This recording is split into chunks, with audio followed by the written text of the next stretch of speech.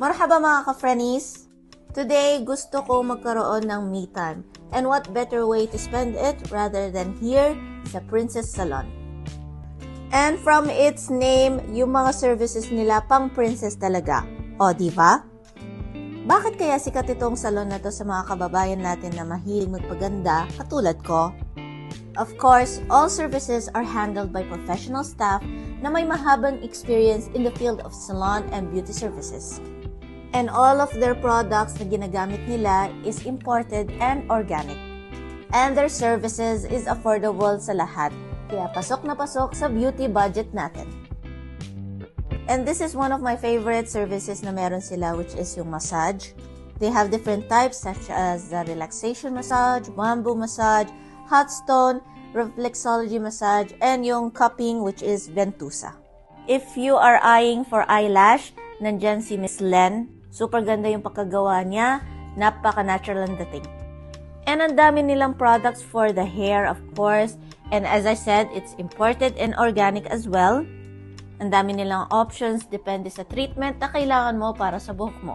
They have this treatment which is the trendy treatment. It helps bring yung softness ng buhok and yung natural glow niya.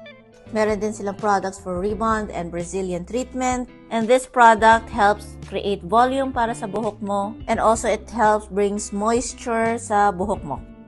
And the Blue Caviar nagbibigay ng softness para sa buhok para kang nagbo-blow dry palagi.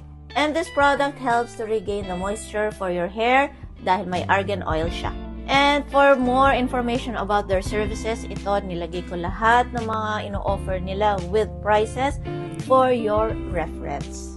Also try their new offer which is 120 reals for any 4 services according sa unang list na nilagay ko.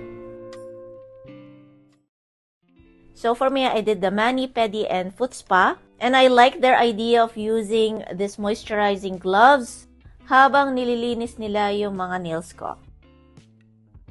Next, I did the trendy treatment dahil sobrang dry yung buhok ko and I needed my shiny hair to be back. So, pinakita sa akin kung paano nila piniprepare yung parang hair mask and treatment at the same time. So, this treatment again is only available in Princess Salon and I heard so much good reviews about it kaya ginawa ko. Nag-add din sila mga ibang products such as hair mask and hair serum for deep treatment. And they mix it manually to make sure na lahat ng product is incorporated into the mixture. And dapat maging malapot yung texture niya. So first thing, shinampo nila yung buhok ko using the same brand. Then nilagay nila yung mixture batch by batch to make sure lahat ng buhok ko nagsusok yung product.